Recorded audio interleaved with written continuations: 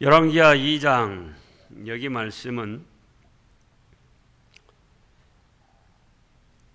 엘리사가 엘리야를 끝까지 따라간 것에 대한 말씀입니다. 엘리야를 끝까지 따라간 엘리사. 이제 전의 말씀에서 어떻게 하셨습니까? 그 능력의 종 엘리야가 아방의 부인 이세벨이 죽인다고 하니까 도망가서 로뎀나무 아래 쓰러져서 아이고 이만하면 족하니 죽여주시옵소서. 그때 하나님께서 나무라신 것이 아니고 엘리야의 연약함을 천사를 통해서 품어주시면서 물과 떡을 주어서 힘을 주어 일으켜 세우셨습니다. 그리고 아람 왕 하사엘에게 기름을 붓고 또 이스라엘 왕 예후에게 기름을 부어 세우고 엘리사를 또 세워서 너의 믿음의 역사를 계승해 나갈 수 있도록 하라. 그래서 이제 엘리사를 후계자로 세웠습니다. 그런데 이제 하나님께서 엘리야 선지자를 하늘나라로 불러 올리시고자 하는 겁니다. 어떤 식으로 불러 올리시려고 합니까? 1절을 보면은 회리바람으로 엘리야를 하늘로 올리고자 하셨던 거예요. 물론 한순간에 하늘나라로 부르실 수가 있는데 그렇게 되면 사람들이 어떻게 생각하겠습니까? 엘리야가 갑자기 없어졌다. 행방불명됐다. 그렇게 할 것이기 때문에 인간들이 보고 느낄 수 있는 방법으로 회리바람이 휘몰아치게 해서 그 가운데에 엘리야 선지자를 하늘로 부르시려고 하십니다. 그래서 지금 1절에 보면은 길갈에서 나와서 이제 베델로 가려고 합니다. 그러면서 2절에서 뭐라고 합니까? 엘리야 선지자가 엘리사 보고 자기 후임자 보고 너 따라오지 말고 여기 있어라 그런 거예요. 그랬더니 엘리사가 뭐라고 합니까? 아이고 하나님의 사심과 당신의 영혼의 살아있음을 두고 맹세하는데 난 끝까지 따르겠습니다. 그래서 이제 3절에서 베델로 왔습니다. 베델로 와서 다시 엘리사에게 말하는 거예요. 아이고 너 여기 있어라. 그러니까 엘리사가 다시금 끝까지 따르겠다고 간청을 했습니다. 그것도 베델에서 여리고로 왔습니다. 5절에 보면. 그래서 이제 여리고에서도 끝까지 따르겠다고 하는 거예요. 6절에 보면 엘리야가 또 엘리사에게 이르되 청하건대 너는 여기 머물라. 여호와께서 나를 요단으로 보내시느니라. 그래서 다시 요단으로 갑니다.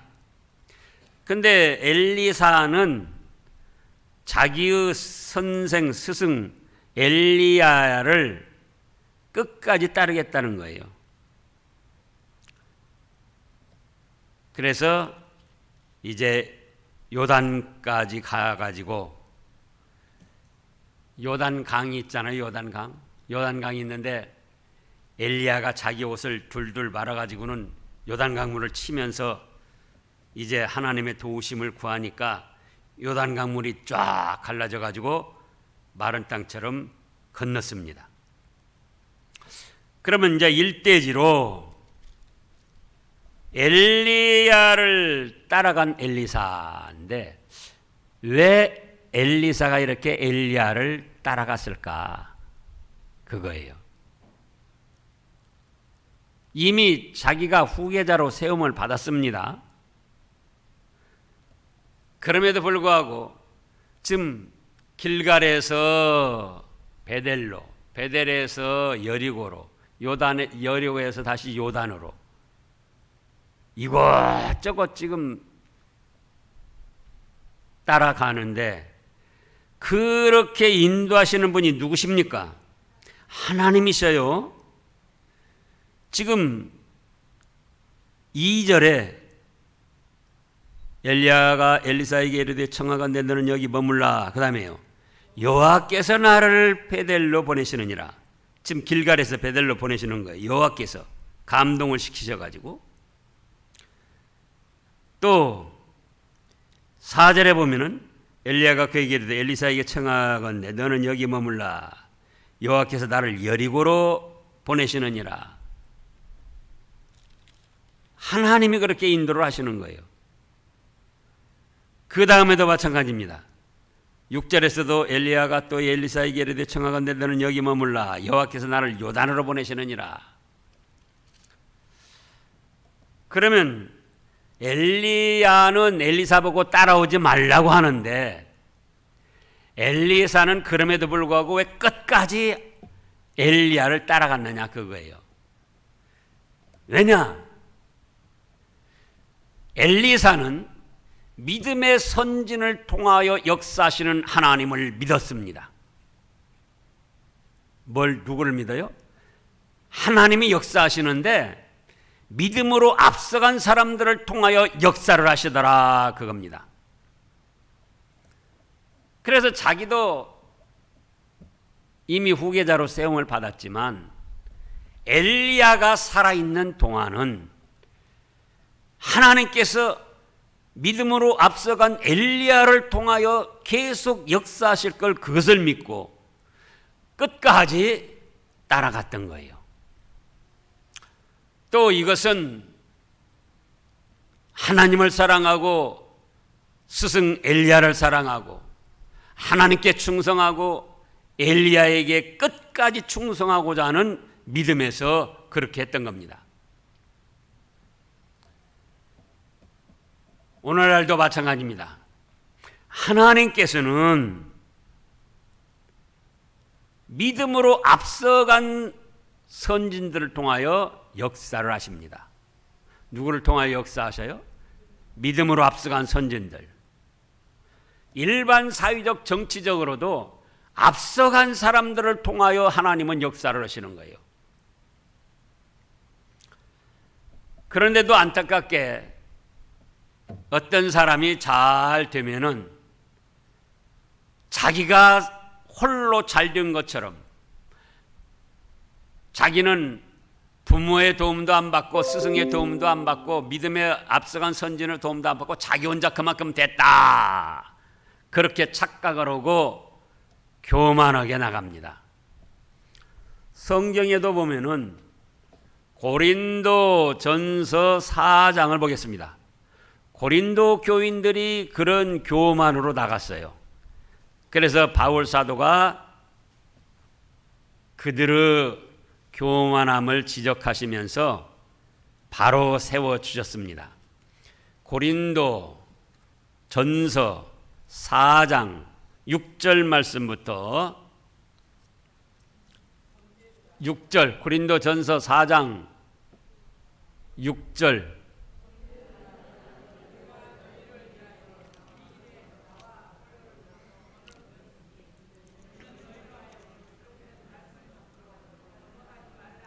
자, 이제 나왔군요.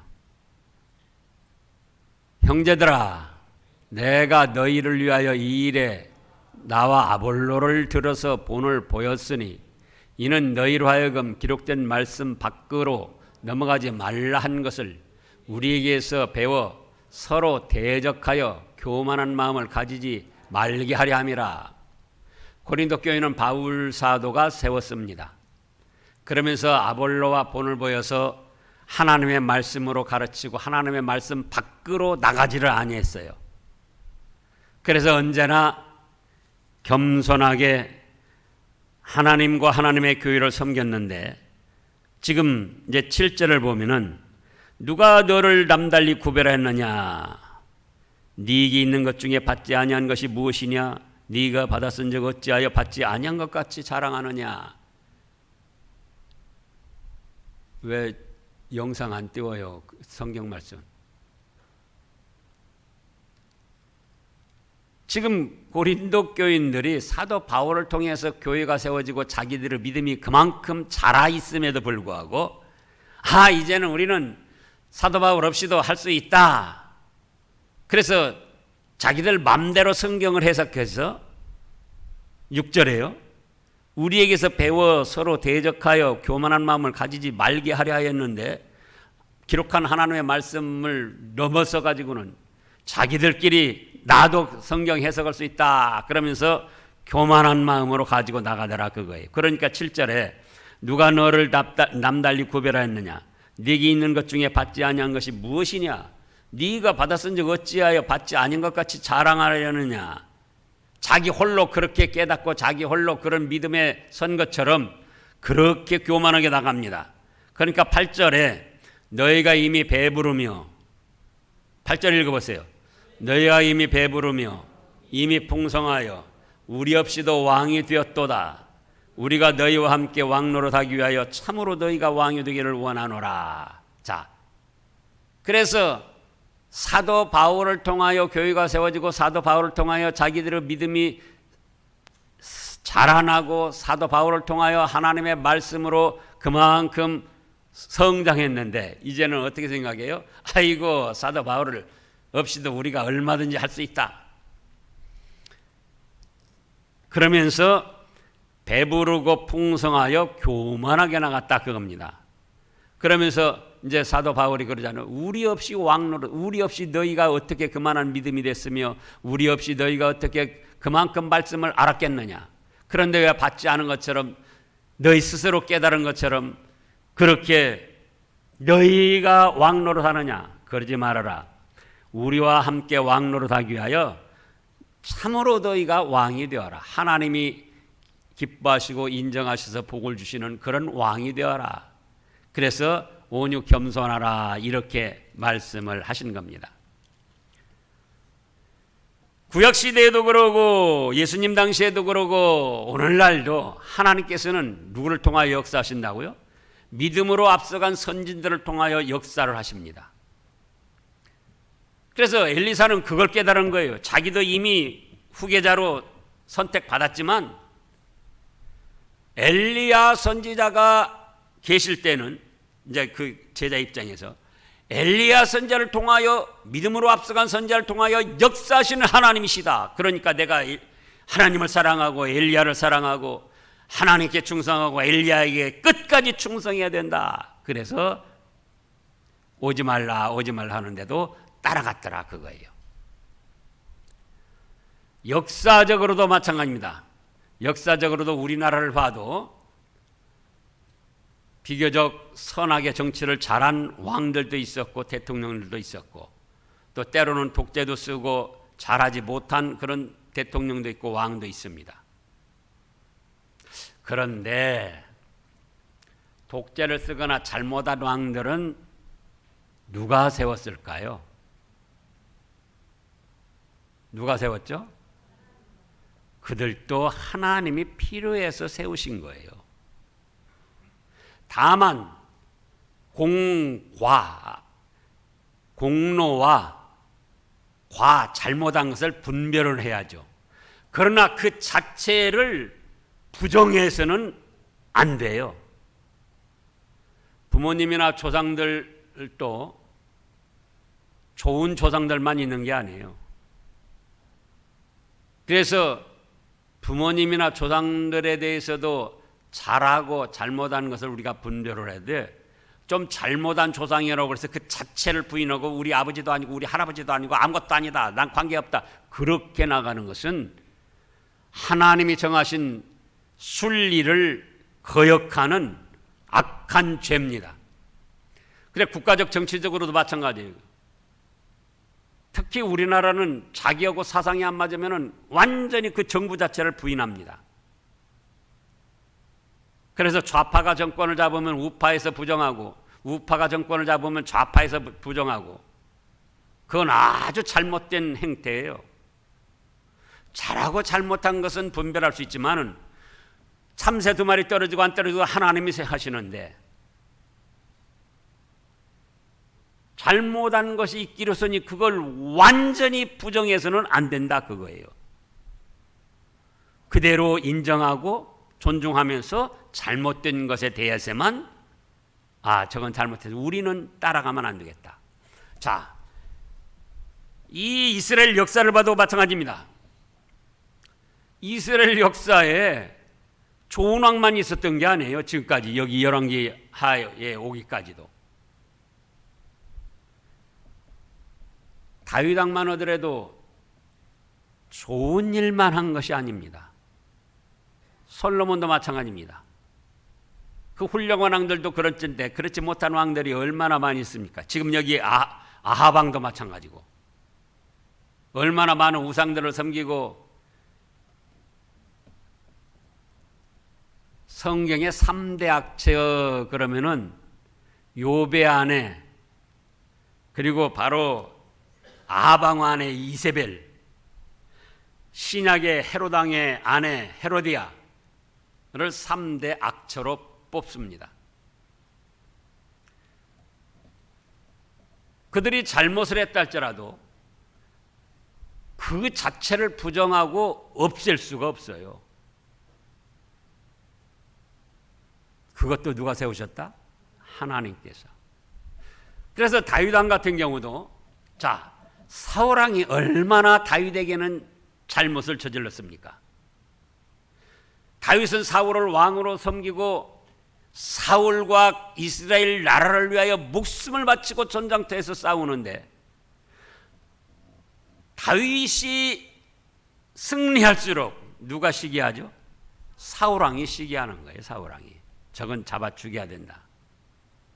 그래가지고 단창을 던져서 죽이려고도 하고 자기 딸을 아내로 주는 그 미인계를 써면서 죽이려고 오고 군사를 동원해서 엔게디 황무지에서 3,000명이 포위해가지고 죽이려고 오고 별별 짓을 다 했잖아요.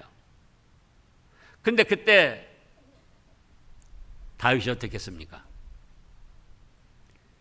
그를 왕으로 세우신 하나님의 뜻을 받아들여서 사울왕 자체를 부정하지를 않았어요. 그래서 다윗이 사울왕을 죽일 기회가 조용히 죽일 기회가 2번이나 있었잖아요. 근데 그때마다 다윗이 어떻게 했습니까? 하나님께서 기름 부은 자를 해하는 것을 하나님이 금하신다. 다윗을 죽이려고 이 모양 저 모양으로 술수를 쓰면서 쫓아다니는 걸 보면은 마땅히 인간적으로 보면 죽여야 마땅한 거예요. 그러니까 그 부하들은 죽인다고 그러잖아요. 우리 말씀만 하세요. 우리가 가서 죽이겠습니다. 그래서 하나님은 정치적으로도 앞서간 선진들을 통하여 역사하셔서 그 나라를 인도하시고 신앙적으로도 앞서간 믿음의 선진들을 통하여 역사를 하십니다. 그걸 우리가 확실히 알아야지 돼요. 가정적으로도 앞서간 조상님네들을 통하여 그 가정을 인도하시고 역사를 하신 거예요. 그래서 따라오지 말라 하는데 엘리사는 끝까지 따라갔던 거예요. 그 다음에 2번째로는 엘리사가 갑절의 영감을 구했습니다. 이제 끝까지 따라오니까 엘리야가 물어봤어요. 아이고, 내가 너한테 뭘 해주기를 원하냐? 그러니까 뭐라고 그러죠? 갑절의 영감. 그런데 이제 여기 새 성경에는 뭐라고 그랬습니까? 9절에 보면은 건너매 엘리야가 엘리사에게 이르되 나를 네게서 데려감을 당하기 전에 내가 네게 어떻게 할지를 구하라. 엘리사가 이르되 당신의 성령이 하시는 역사가 갑절이나 내게 있게 하소서 하고 성령님의 역사하심을 갑절이나 구했어요. 그러면 이것은 왜 이렇게 했느냐? 자기의 개인적인 욕심에 의해서 내가 스승보다 뛰어나게 해야겠다. 그래서 내 이름을 이스라엘에 날리고 내가 높임을 받고 대접을 좀 받아야겠다. 그래서 그런 게 아니에요. 오히려 솔로몬이가 왕이 되었을 때 일천번제를 드리고 뭐라고 했습니까? 주의 종은 작은 아이라. 이스라엘 백성들의 출입하는 것도 제대로 인도할 수 없습니다. 그래서 지혜를 주시옵소서.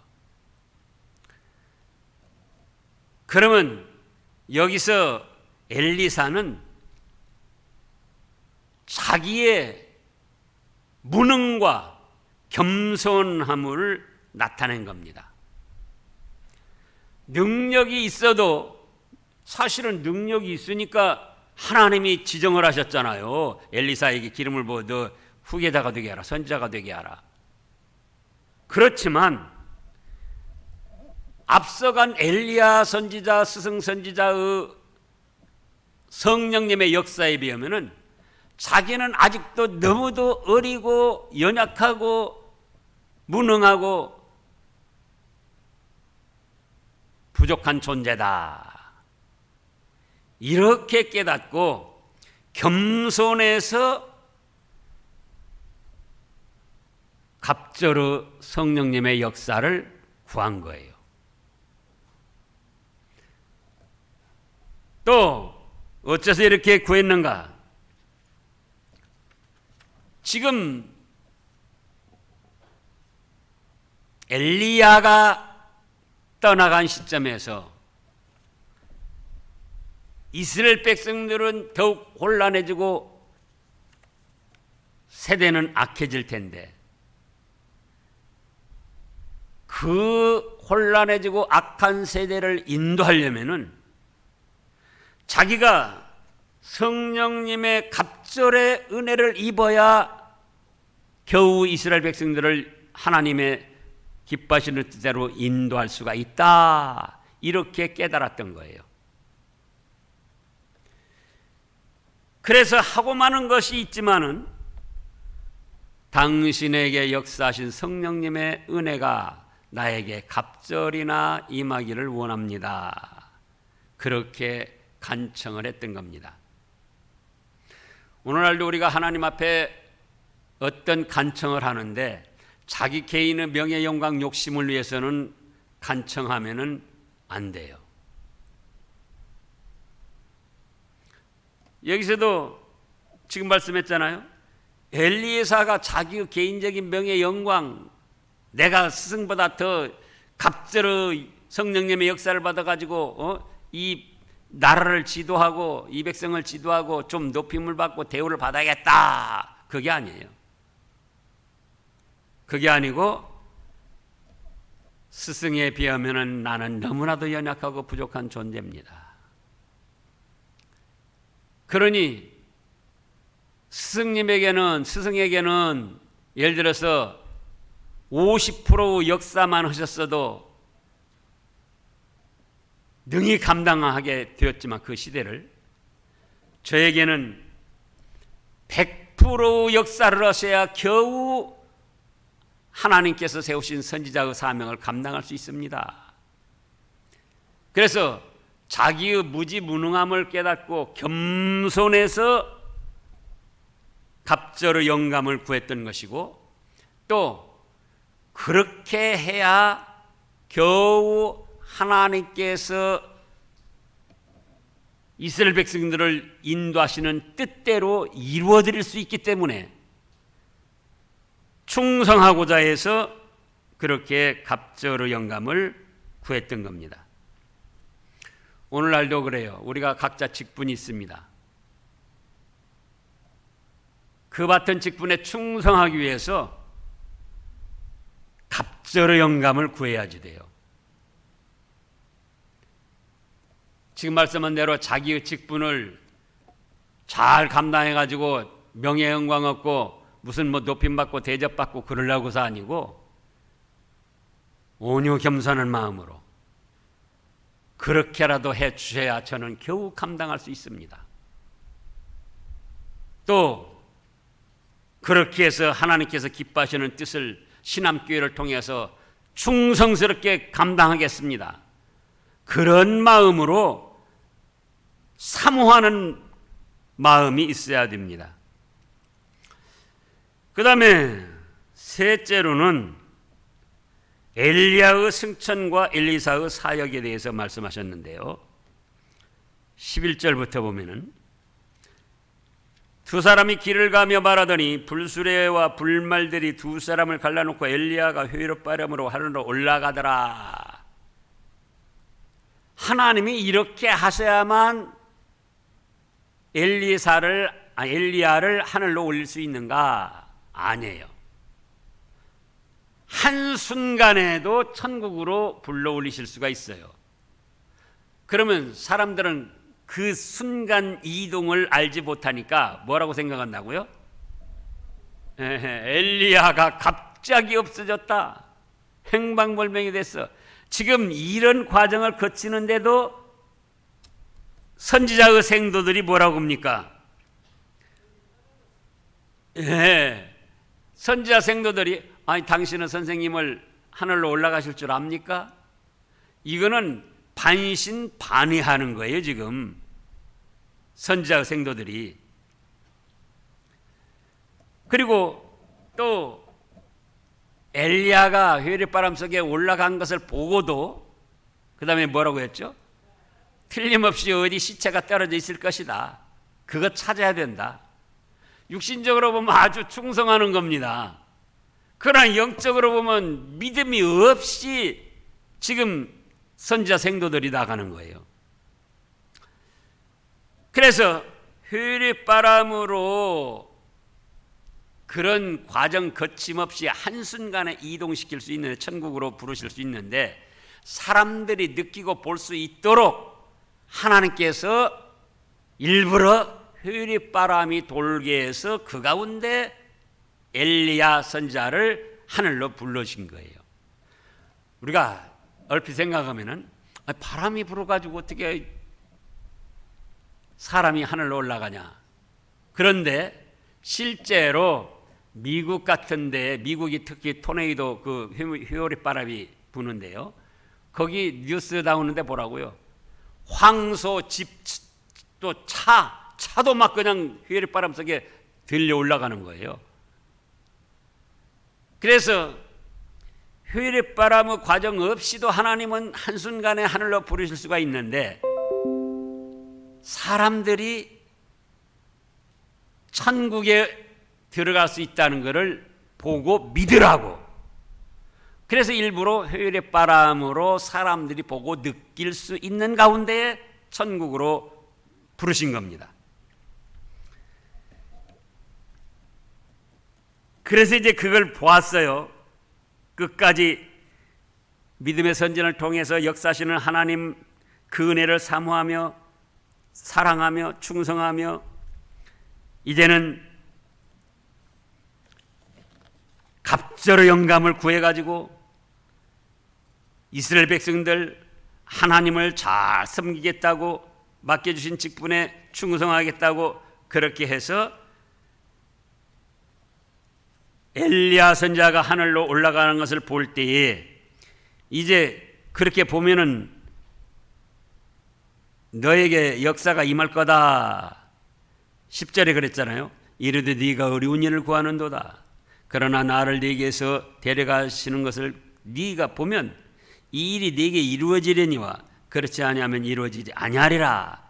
그래서 끝까지 본 거예요. 끝까지 충성하고 끝까지 사랑하고 끝까지 하나님이 앞서간 선진을 통해서 역사하시는 것을 믿고 따라갔습니다. 그래서 이제 11절에서 본 거예요. 그러자 12절에 엘리사가 보고 소리를 지르되 내 아버지여 내 아버지여 이스라엘의 병과 마병이여 하더니 효율의 속으로 계속 올라가서 다시는 보이지 않게 됐습니다. 그러면 왜 아버지여 이스라엘의 병거와 마병이여 이렇게 했습니까? 사실은 뭐 엘리야 선지자가 무슨 뭐 아버지가 되고 또 이스라엘의 병거나 마병이 된 건 아니죠. 그러나 아버지는 존경하는 뜻으로, 믿음으로 앞서간 선진을 존경하는 뜻으로 아버지여 칭호한 것이고, 또 병거와 그 마병은 믿음에 앞서간 사람, 그 사람을 통하여 그 나라까지 지켜주시는 하나님이심을 믿었던 거예요. 자, 요셉이가 종으로 팔려서 보드벨라 집에 갔습니다. 그랬더니 어떻게 됐습니까? 요셉이 때문에 그 집안에 복을 내리셨어요. 그런 것처럼, 작게는 그런 것처럼 믿음의 사람들이 믿음을 바로 지키고 하나님을 섬길 때에 그 믿음의 사람들을 보고 하나님께서는 그 나라를 지켜주시고 보호해 주십니다. 이스라엘 역사를 보면은 그런 일이 허다해요.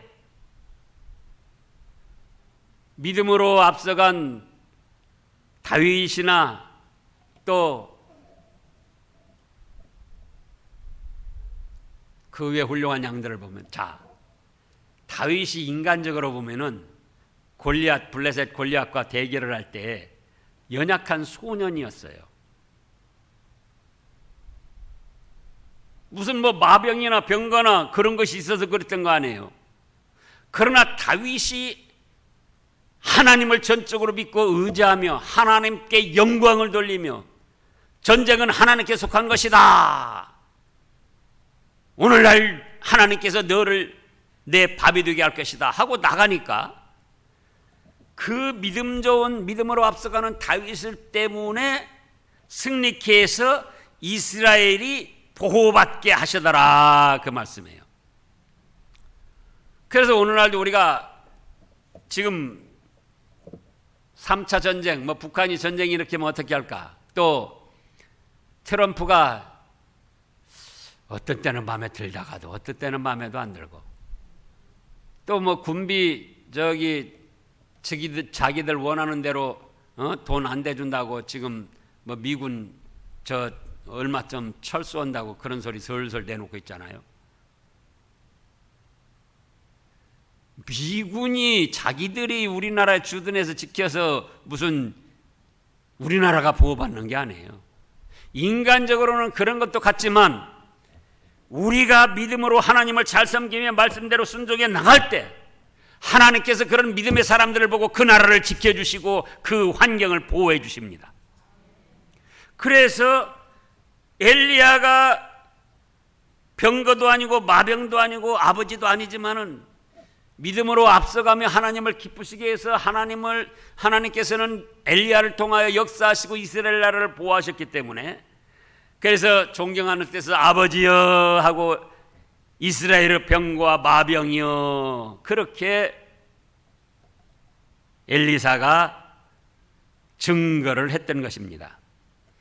한 가정도 마찬가지예요. 아까도 말씀했죠. 가족들이 다 같이 잘 믿고 잘 하나님을 섬기면 좋죠. 그러나 그런 가정은 흔치가 않아요. 한 사람이라도 먼저 믿는 사람이 믿음을 지키고 하나님을 잘 섬길 때 그 사람을 보고 하나님께서는 그 가정을 지켜주시고 보호해 주십니다.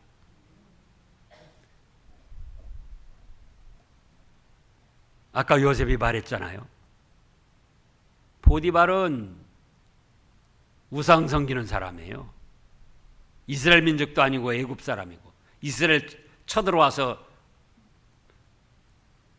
손해를 준 사람이고, 그렇지만 요셉이가 거기서 믿음을 잘 지키니까 요셉이 때문에 그 집안에 형통케 하고 복을 주셨더라, 그 말씀입니다. 그래서 이제 엘리야가 승천을 하고 엘리야의 몸에서 떨어진 겉옷을 주워가지고는 이제 엘리사가 돌아옵니다. 요단강에 도달을 했어요.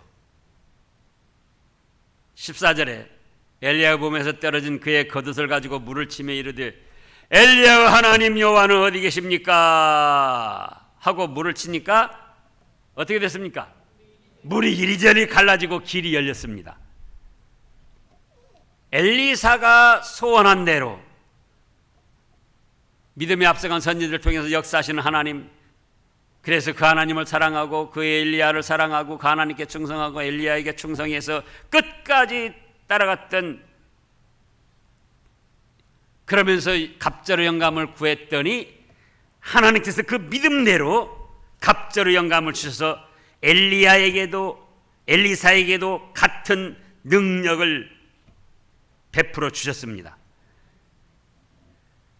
그래서 이제 15절에 맞은편 여리고에 있는 선지자의 제자들에게 나가니까 선지자의 제자들이 뭐라고 합니까?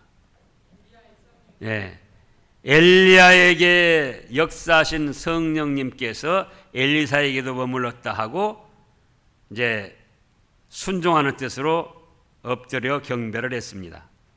16절에 그런데 그 선지자 생도들이 뭐라고 합니까? 아이고, 종들에게 용감한 사람 50명이 있으니 청하건대 그들이 가서 당신의 주인을 찾게 하소서. 염려하건대 여호와의 성령이 그를 들고 가다가 어느 산에나 어느 골짜기에나 던지셨을까 하나이다. 하늘로 승천한 것을 선지자 생도들은 믿지 않는 거예요. 하나님도 믿고 엘리사도 지금 믿고 따르고 이제 승천한 엘리야도 믿지만은 승천한 엘리야가 아니라 앞서간 믿음의 선진 엘리야를 믿지만은 하나님께서 엘리야를 하늘나라로 부르신 그건 믿지를 못하는 거예요. 그러니까 틀림없이 아마 어떤 역사는 있었지만은 엘리야의 시체가 어디 들이든지 산 중간에 떨어져 있을 것이다. 그리고는 찾아 나서겠다는 거예요. 그러니까 엘리사가 뭐라고 합니까? 아이고, 갈 것 없다. 그러니까 17절에 그 선지자 생도들의 무리가 부끄러워하도록 청하고 간청을 합니다. 그러니까는 엘리사가 허락을 했어요. 그래, 정 그렇다면 한번 찾아봐라. 찾았습니까? 못 찾았습니까? 못 찾았습니다. 왜냐? 하나님께서 하늘나라로 부르신 거예요. 이렇게 하늘나라로 부르신 것은 무슨 뜻이냐? 예수님을 믿는 너희들도 이렇게 하늘나라로 와서 천국 복락을 누린다. 그것을 이때 이미 보여주신 겁니다. 우리에게는 그런 축복된 세계가 보장되어 있습니다. 기도하겠습니다.